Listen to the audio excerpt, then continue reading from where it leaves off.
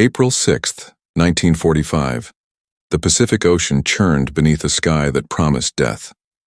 Somewhere in those steel-gray waters, the most powerful battleship ever constructed by human hands carved through the waves. Its crew of 2,667 men, believing themselves invincible aboard a floating fortress that admirals had sworn could never sink. The Yamato represented everything the Imperial Japanese Navy had staked its honor upon. Commissioned on December 16, 1941, just 8 days after Pearl Harbor, this Leviathan stretched 863 feet from bow to stern, longer than 3 football fields placed end to end. Her displacement of 72,000 tons made her heavier than any battleship the world had ever seen. But it was her guns that truly inspired awe and terror in equal measure. 9 18-inch rifles, each capable of hurling a projectile weighing more than an automobile over 26 miles with devastating accuracy. Admiral Isoroku Yamamoto had once gazed upon her completed form at the Kure Naval Arsenal and declared her the ultimate expression of naval power. The ship's name itself carried profound meaning. Yamato was the ancient poetic name for Japan, symbolizing the very soul of the empire. Her armor plating measured 16 inches thick along her belt, designed to withstand anything the enemy could throw at her. Japanese naval architects had poured their nation's dwindling resources into creating what they believed would be an unsinkable symbol of their military supremacy. Vice Admiral Seiichi Ito stood on the bridge that morning, his weathered face betraying none of the doubt that gnawed at his insides. He commanded not just Yamato but an entire task force, though task force seemed a generous term for what remained. 1 light cruiser, the Yahagi, and 8 destroyers accompanied the great battleship. No air cover, no support vessels. This was Operation Tengo, a mission so desperate that even its planners called it a special attack, a euphemism everyone understood meant suicide. According to records from the Naval History and Heritage Command, the operation's orders were brutally simple: sail to Okinawa, beach the Yamato on the shore, and use her massive guns as stationary artillery until she was destroyed or ran out of ammunition. The ship carried only enough fuel for a one-way voyage. There would be no return. Below decks, young sailors went about their duties with the peculiar calm that comes when men accept their fate. Some had written final letters home. Others clutched photographs of families they would never see again. Ensign Mitsuru Yoshida, who would miraculously survive what was coming, later recalled the eerie quiet that pervaded the ship. The usual chatter and banter had been replaced by whispered prayers and the mechanical sounds of men preparing weapons they suspected they would never fire. The Yamato's chaplain moved through the compartments offering blessings. Buddhist and Shinto rituals merged in those final hours as sailors sought whatever spiritual comfort they could find. Above them, the ship's massive superstructure rose like a pagoda, bristling with over 150 anti-aircraft guns, 24 5-inch guns, 162 25mm machine cannons. Her designers had anticipated the threat from above, but they had never imagined what was coming. 800 miles to the south on the carrier decks of Task Force 58, American pilots received their briefing with grim satisfaction. The intelligence had been perfect. Submarine pickets had spotted the Yamato the previous day, and now Admiral Raymond Spruance was unleashing the full fury of American naval aviation. Commander Frederick Moosbrugger, operations officer aboard the carrier USS Bunker Hill, studied the reconnaissance photographs with professional interest. The images showed the massive battleship clearly, her distinctive pagoda structure unmistakable, even from high altitude. "Gentlemen," he addressed the assembled air crews, "you're about to make history. That ship has been a thorn in our side since this war began. Today we remove it." 390 aircraft prepared to launch from 11 carriers of Task Force 58 and Task Force 58.1. The strike force consisted of 180 fighters, 75 dive bombers, and 135 torpedo bombers. It was an overwhelming concentration of air power, the kind of coordinated strike capability that the United States had spent 3 years perfecting in the crucible of Pacific warfare. Lieutenant Commander Herbert Hooke, leading a squadron of Helldivers from the USS Bennington, remembered feeling a strange mixture of excitement and professional detachment. This was what they had trained for, what the entire doctrine of carrier warfare had been built around. The battleship era was dying, and missions like this would drive the final nail into its coffin. As documented in Samuel Eliot Morrison's History of United States Naval Operations in World War II, the American strike plan was methodical and brutal. Waves would attack in succession, overwhelming the target's defenses through sheer numbers. Torpedo bombers would attack low, forcing the battleship to maneuver and expose its less armored sides. Dive bombers would strike from above, penetrating deck armor. Fighters would strafe the anti-aircraft positions, suppressing defensive fire. The weather was deteriorating. Thick clouds at 5,000 feet, visibility dropping, seas roughening. But this was no impediment to men who had flown through tropical storms and monsoons. If anything, the clouds would provide cover during their approach, allowing them to achieve surprise despite the target's surely vigilant radar operators. On the flight deck of the USS Essex, aviation machinists mate second class John Anderson helped arm a helldiver with a 1,000-pound bomb. The weapon's dull gray casing bore chalk messages scrawled by the deck crew, "For Tokyo," and Tojo's retirement gift. Such dark humor was common among men who dealt daily with instruments of death. The first aircraft began launching at 1000 hours. One by one, fighters, bombers, and torpedo planes roared down the carrier decks and climbed into the overcast sky. The noise was thunderous, hundreds of radial engines thrumming in synchronized power, propellers clawing at the air, the smell of high-octane aviation fuel mixing with salt spray. Commander Eugene Valencia, leading a fighter sweep from the USS Yorktown, felt the familiar surge of adrenaline as his Hellcat left the deck. Below, the American carriers resembled floating cities of organized chaos. Deck crews in color-coded jerseys, orchestrating the intricate ballet of launching strike after strike. The Pacific Fleet had transformed itself into a machine of terrible efficiency. Radio chatter crackled through headsets as formations assembled. "Baker 2-3, form on my wing. Watch your spacing, Fox Squadron. Torpedo planes, maintain altitude until final approach." The voices were calm, professional, betrayed no sense that they were about to participate in one of the most one-sided naval battles in history. As the massive strike force turned north toward their target, some pilots looked back at their carriers already shrinking into the distance. Those ships represented not just their way home, but the entire philosophy that was winning this war. Aircraft carriers had become the capital ships of modern naval warfare, and the Yamato, for all her impressive armor and guns, was a dinosaur about to face extinction. Vice Admiral Ito stood at the bridge window, binoculars pressed to his eyes, scanning the gray horizon with the practiced gaze of a man who had spent 40 years at sea. At 1230 hours, the lookout spotted them first, dark specks emerging from the southern clouds like a swarm of angry hornets. Within minutes, radar confirmed what every man aboard the Yamato already knew. This was the end. "All hands to battle stations." The alarm bells shrieked through every compartment of the massive ship. 2,600 sailors scrambled to their positions with the precision of countless drills, though every man understood this would be no drill. The Yamato's massive turrets began traversing, their 18-inch guns elevated at maximum angle. The designers had never intended these weapons for anti-aircraft work. They were built to destroy other battleships, but desperate times demanded desperate measures. The ship's anti-aircraft batteries opened fire at maximum range. 24 5-inch guns hurled shells into the sky, creating a curtain of exploding steel and shrapnel. 162 smaller caliber machine cannons added their staccato bark to the symphony of desperation. Tracer rounds streaked upward, creating patterns of deadly light against the darkening clouds. The noise was apocalyptic, a continuous roar that made conversation impossible even through the speaking tubes. Ensign Yoshida, stationed in damage control, felt the entire ship shudder as the main guns fired their Sanshiki Dan, special anti-aircraft shells that transformed each 18-inch projectile into a massive shotgun blast of incendiary shrapnel. Each shell contained hundreds of submunitions designed to create a lethal cone of destruction. For a brief moment, Yoshida allowed himself to hope these weapons might turn the tide. That hope died quickly.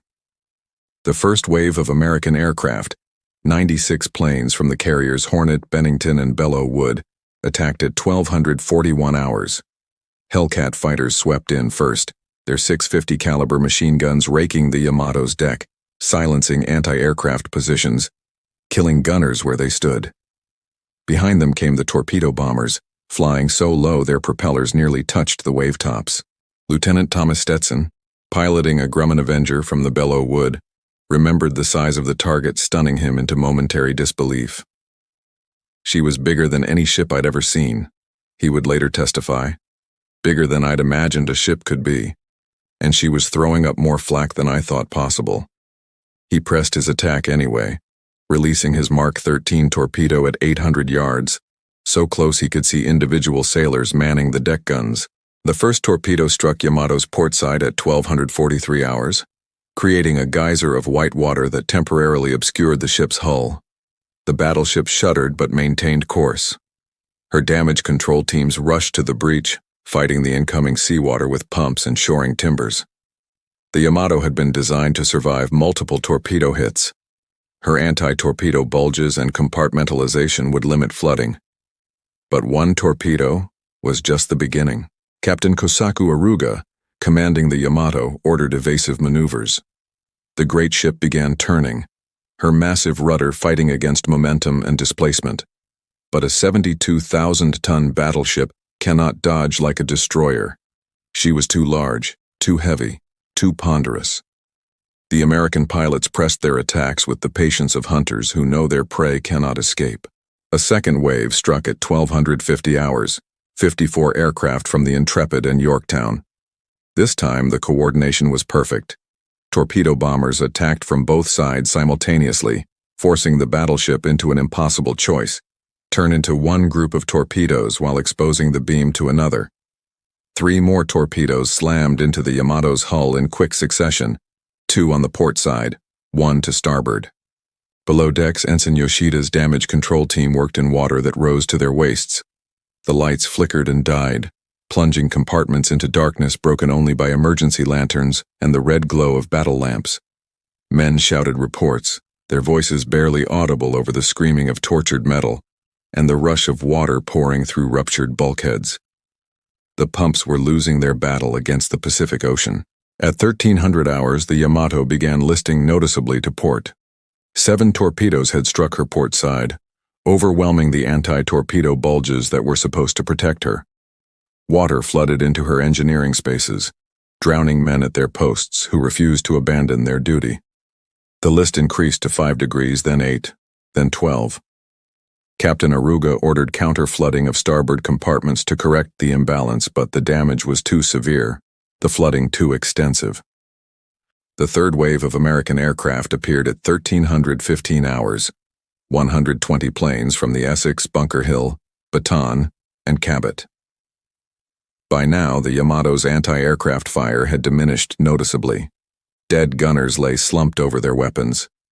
Ammunition handlers who had been cut down by strafing runs would never deliver their loads. Entire gun platforms had been twisted into scrap metal by bomb hits. The ship that had once bristled with defensive firepower was being systematically dismantled. Commander Joseph Brewer, leading a dive bomber squadron from the Essex, rolled into his attack at 1320 hours. From 10,000 feet, the Yamato looked small, almost toy-like. But as he dove, she grew in his bomb sight until she filled his entire field of vision, a steel mountain that men had built and men would now destroy.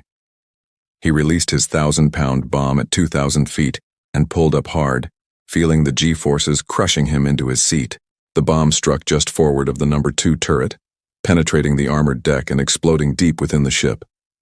The detonation ripped through crew quarters where off-duty sailors had taken shelter, vaporizing some, crushing others under collapsing bulkheads. Fire spread rapidly through the compartments, the heat so intense it melted steel fittings and turned ammunition stores into secondary explosions. According to documentation preserved in the Japanese Defense Agency War History Office, at 1330 hours, Vice Admiral Ito sent his final message to the Combined Fleet Headquarters. "We are engaging the enemy. Yamato fighting bravely. Long live the Emperor." It was a warrior's farewell, dignified and brief, acknowledging the reality that everyone aboard already understood. They would not see another dawn. The fourth and fifth waves arrived almost simultaneously at 1335 hours, 97 aircraft hitting the dying battleship from multiple directions at once. Torpedo bombers came in so low, they risked being caught in the explosions of their own weapons. Dive bombers stacked up in the sky, waiting their turn to add to the destruction. The coordination was surgical, each squadron knowing precisely where to strike for maximum effect. Lieutenant Edward Hessel, flying an Avenger from the Cabot, witnessed his torpedo hit just below the waterline near the stern. She was already listing badly, he later recounted. You could see men on deck. Some were manning guns. Some were just standing there watching us come. I remember thinking how brave they were, staying at their posts when they must have known it was hopeless. The Yamato's list increased to 15 degrees port, then 18 degrees. Sailors on the high starboard side began sliding across the tilted deck as gravity overcame their footing. Some grabbed railings and stanchions, holding on desperately. Others slid helplessly toward the port side, tumbling over gun positions and hatches before plunging into the oil-slicked water below. The ship was rolling onto her side, dying by degrees. Captain Aruga knew the end was near. At 1340 hours, he ordered all surviving crew to abandon ship, but the command was impossible to execute.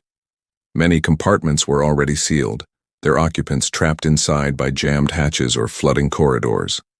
Men in the engineering spaces knew they would never reach the weather decks in time. Radio men at their posts continued transmitting, even as water rose around their equipment. Gunners fired their weapons until the barrels pointed at the sky, then at the sea, then finally submerged. The 10th torpedo struck at 1342 hours, sealing the Yamato's fate. The massive battleship rolled past 20 degrees, then 25 degrees, then 30 degrees. The enormous weight of her turrets and superstructure, designed to stabilize the ship in a calm sea, now became a death sentence as they pulled her over. Ensign Yoshida found himself on the deck as the Yamato rolled past 35 degrees. The steel plating beneath his feet had become a tilted wall, impossible to stand upon. Around him, sailors slid and tumbled toward the water, some screaming, others silent with shock or acceptance. He grabbed a railing with both hands, his feet dangling in space, and watched the Pacific Ocean rising to meet the ship. Or perhaps the ship was falling to meet the ocean. At 1343 hours, the Yamato capsized completely, her massive hull rolling upside down with terrible slowness. The battleship that had been Japan's pride now exposed her red-painted bottom to the sky, her enormous bronze propellers still visible, no longer turning. Men clung to the hull like insects on a whale's back, some trying to climb toward the keel, others simply holding on, knowing there was nowhere to go. Vice Admiral Ito remained on the bridge to the end. Witnesses who survived reported seeing him lashed to his chair, having ordered himself tied down so he would go with his ship. Whether this is true or legend, no one can say with certainty, but it fits the samurai code that governed Imperial Navy officers. A captain, and especially an admiral, did not abandon his vessel. To do so would dishonor not just himself, but his family and ancestors. Captain Aruga stood beside Ito, facing death with equal stoicism. Around them, bridge officers who had chosen to stay worked at their stations until seawater poured through the shattered windows, until the lights failed permanently, until the ocean claimed them all. The last transmission from the Yamato ended mid-sentence. The radio man's final words cut off as water reached his equipment. The capsized hull floated for barely 2 minutes before physics and destruction overwhelmed buoyancy. Water flooded through hundreds of holes torn by torpedoes and bombs. Air trapped inside rushed out through the same openings, creating enormous bubbles that boiled to the surface. The bow began rising as the stern settled, the whole enormous mass tilting like a sinking mountain. Then at 1345 hours, the Yamato exploded. The detonation was visible for over 100 miles, a fireball that rose thousands of feet into the air, followed by a mushroom cloud of smoke and debris that resembled an atomic blast. The explosion was so powerful that American pilots 5 miles away felt their aircraft buffeted by the shockwave.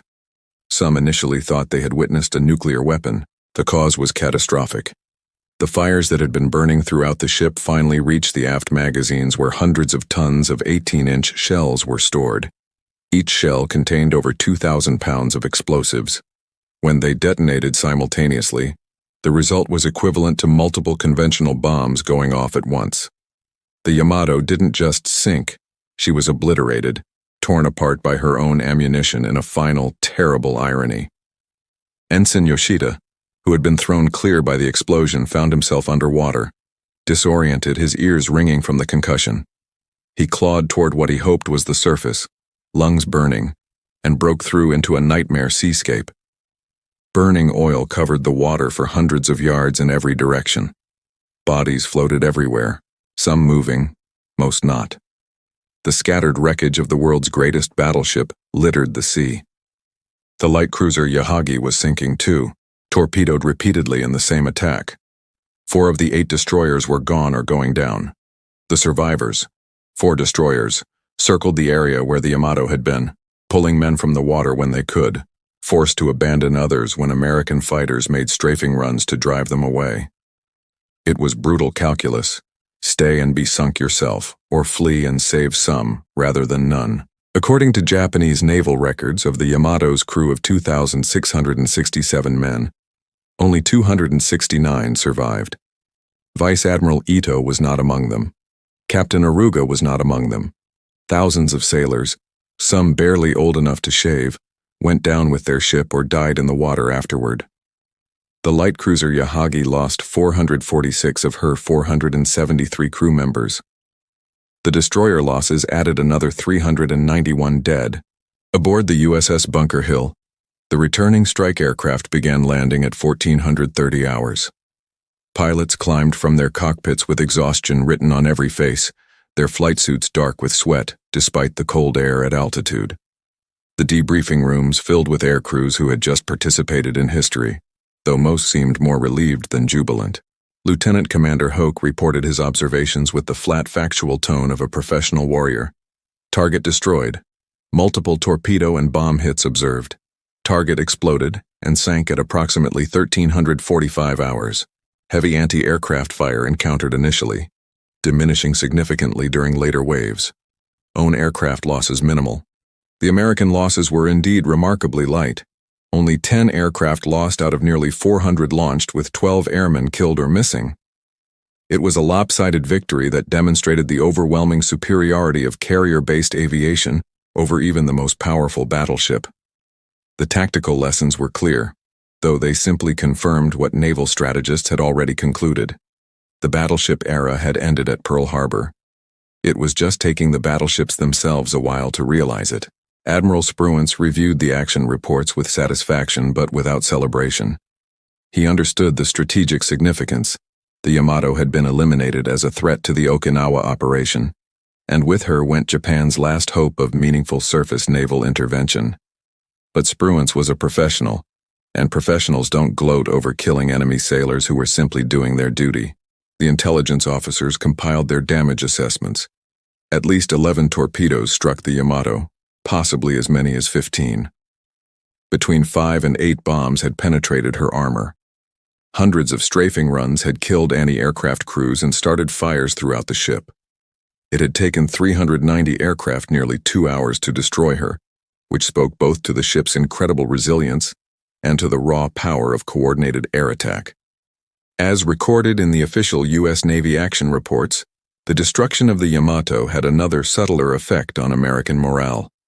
For years, intelligence reports and captured documents had described this super battleship in almost mythical terms. Some American sailors had begun to view her as an invincible bogey woman, a ship that could appear without warning and devastate an entire task force. Now she was gone, eliminated in a single afternoon by carrier aircraft, and that myth died with her. On the carrier USS Essex, mess hall conversations that evening mixed professional satisfaction with an undercurrent of respect for the enemy. These American pilots and sailors had fought the Japanese for 3.5 years. They had learned to respect their adversaries' courage, if not their cause. The men who had gone down with the Yamato had fought bravely against impossible odds. That deserved acknowledgement, even from enemies. Aviation machinist Mate Anderson, who had helped arm the strike aircraft that morning, wrote in his journal that night, "We sank their biggest ship today. She was supposed to be unsinkable, but we proved them wrong. I don't feel good about it exactly, but I don't feel bad either. It's just what war is. We kill them before they kill us. Their sailors were brave, ours were better. The strategic impact rippled through both navies. In Pearl Harbor, Admiral Chester Nimitz received the news with grim satisfaction. One more obstacle removed from the path to Japanese home islands. In Washington, news of the Yamato's destruction made headlines, though by April 1945 the American public had become somewhat numbed to naval victories. The war had been going well for so long that sinking the world's largest battleship was almost routine.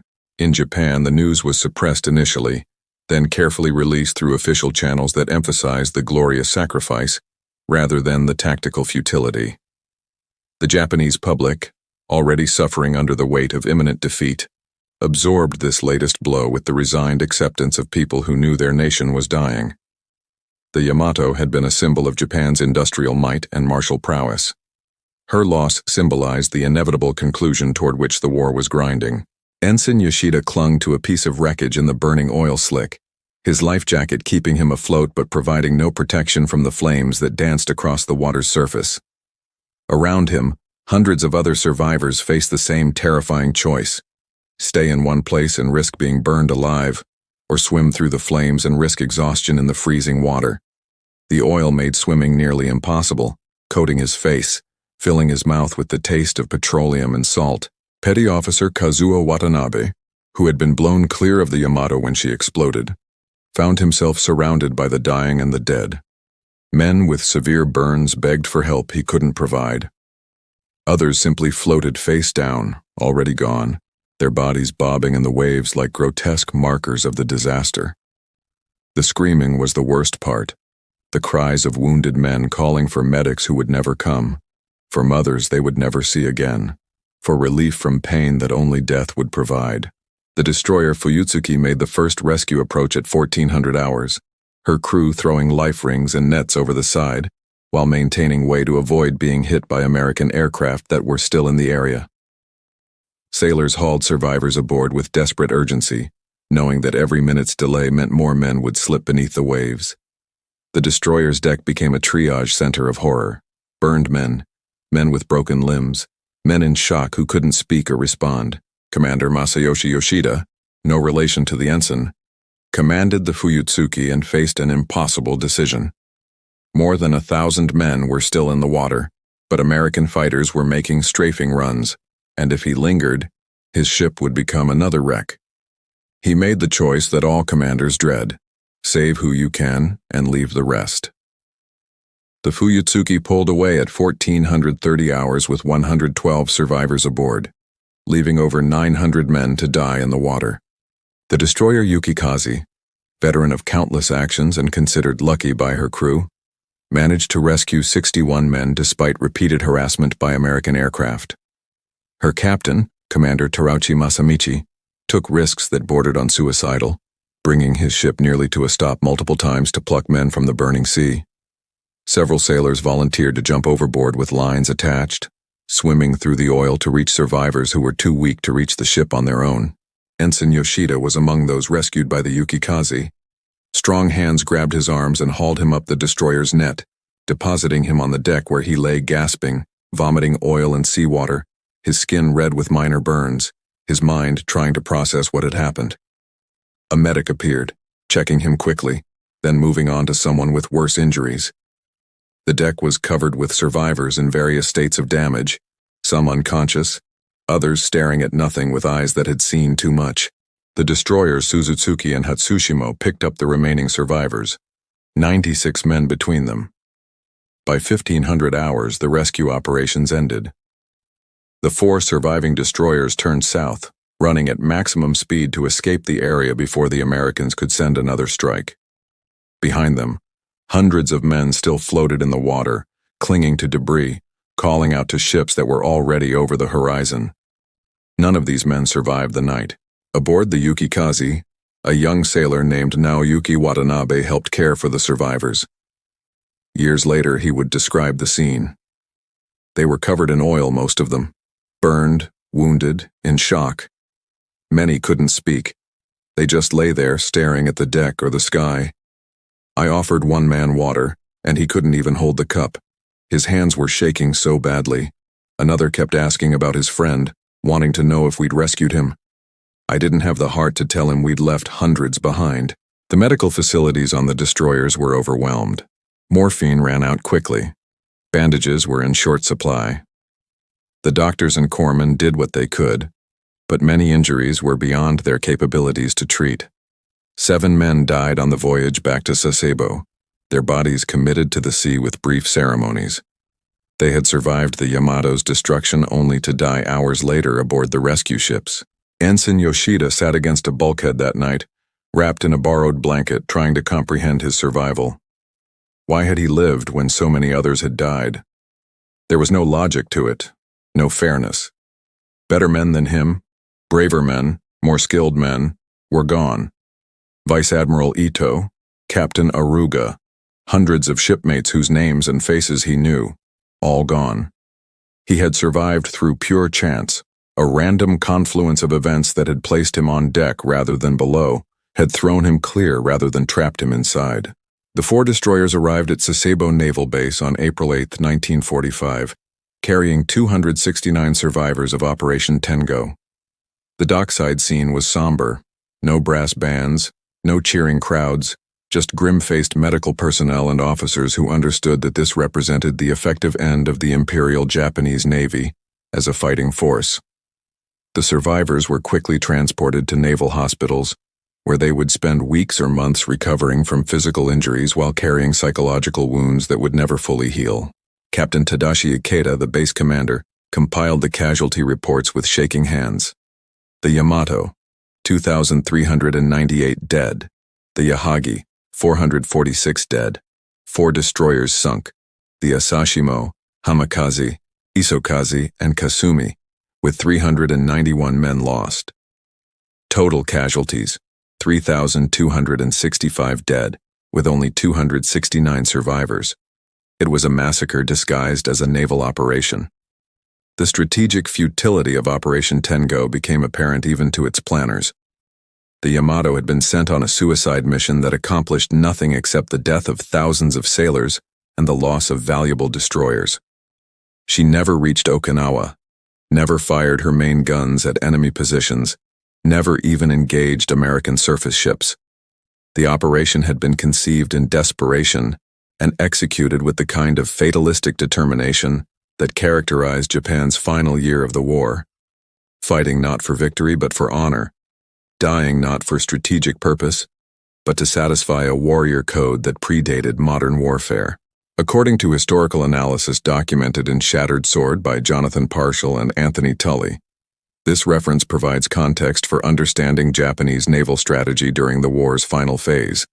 The Yamato's destruction marked the psychological end of Japan's resistance at sea.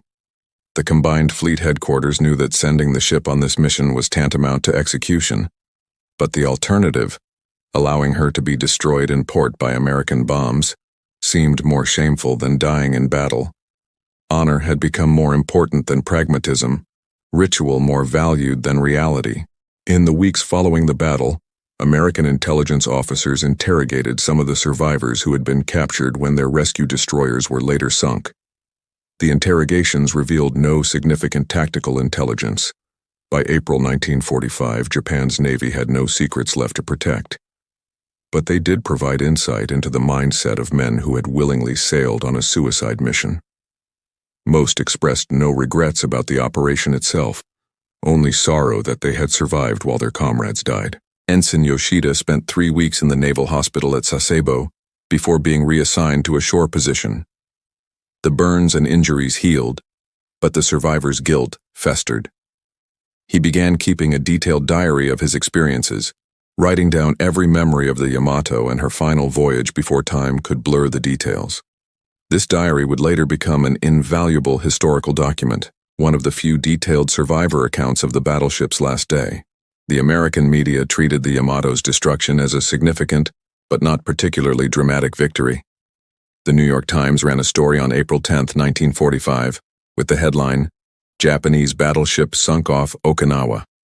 The article was factual and brief, reflecting the war-weary pragmatism of a public that had been reading about naval victories for 3 years.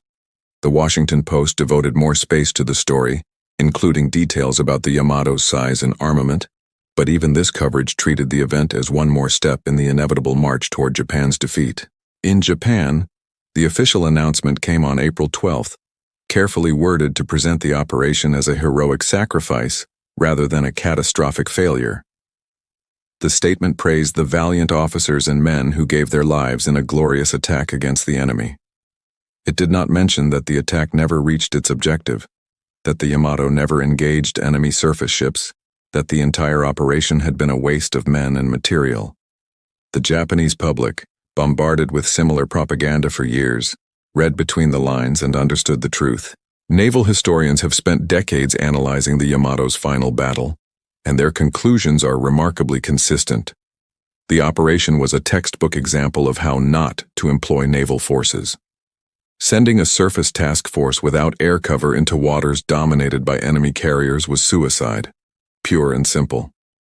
The Japanese planners knew this, but institutional culture and personal honor codes prevented them from making the logical decision, which would have been to not sortie at all. The Yamato's wreck remained undiscovered until 1985, when a Japanese exploration team located it approximately 200 miles southwest of Kyushu in water over 1,000 feet deep. The ship lies inverted and broken into several large sections, the massive turrets scattered around the main hull. The site has been designated a war grave, protected by Japanese law from salvage or unauthorized disturbance. 8 decades after her destruction, the Yamato remains one of the most famous warships in history, her story studied in naval academies worldwide as both a testament to engineering achievement and a cautionary tale about hubris and strategic blindness. The battleship that Japanese admirals boasted was unsinkable became instead a symbol of how technological superiority in one domain can be rendered irrelevant by dominance in another.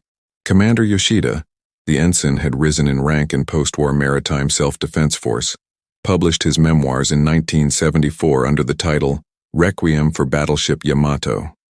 The book became a bestseller in Japan, its unflinching account of the suicide mission resonating with a generation that had begun questioning the militaristic culture that had led their nation to disaster.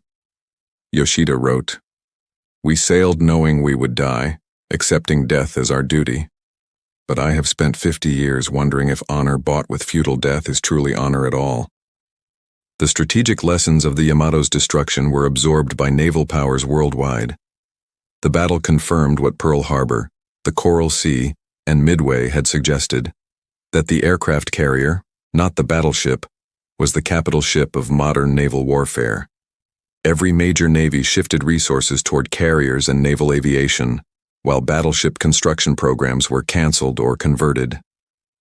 The age of the battleship, which had dominated naval thinking for half a century, ended definitively in the waters off Okinawa on April 7, 1945.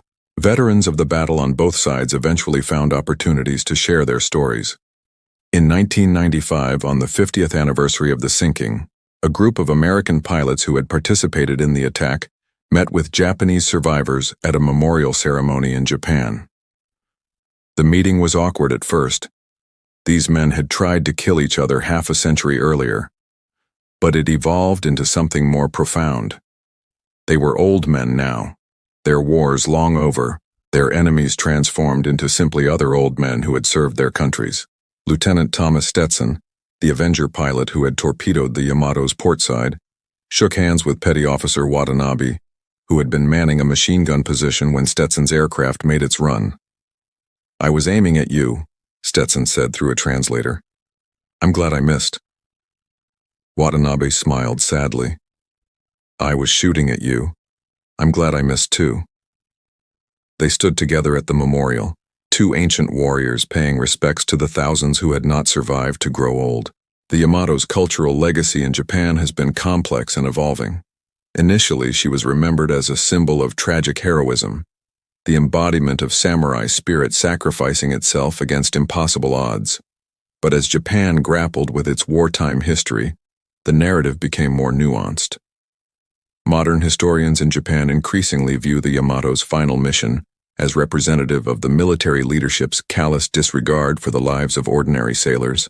sending thousands to certain death in a gesture that accomplished nothing except satisfying outdated notions of honor. A museum dedicated to the Yamato opened in Kure, the city where she was built, in 2005. The museum presents a balanced view, celebrating the engineering achievement while not shying away from the futility of her final mission. Scale models show her incredible size and power. Recovered artifacts provide tangible connections to the ship and her crew. But the museum also includes testimony from survivors describing the horror of the battle, and analysis from historians questioning the wisdom of Operation Tengo. American naval museums have also preserved the Yamato's story. The National Museum of the Pacific War in Fredericksburg, Texas, features exhibits about the battle, including gun camera footage from attacking aircraft and interviews with American pilots. The exhibit notes that destroying the Yamato required less than 1% of the American casualties suffered during the broader Okinawa campaign, a stark illustration of the tactical mismatch between surface ships and carrier-based aviation.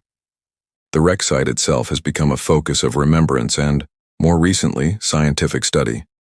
In 2016, a Japanese documentary team conducted an extensive survey of the debris field using remotely operated vehicles. The footage revealed turrets larger than houses, massive armor plates torn like paper, personal effects scattered across the seafloor, a pocket watch, a sake cup, a photograph somehow preserved in the silt. These mundane objects, more than the massive machinery, conveyed the human dimension of the tragedy. Marine archaeologists have noted that the wreck is deteriorating rapidly. Salt water is steadily consuming the steel, and within another century, little will remain except the most massive components: the turrets, the propeller shafts, the armor plates. The Yamato is dying a second death, this time to corrosion and time rather than American bombs and torpedoes. Future generations will know her only through photographs, models, and the accounts of men like Yoshida who witnessed her end. The tactical analysis of the battle has been refined over decades as more documents became available, and computer modeling allowed for detailed reconstruction of the attack.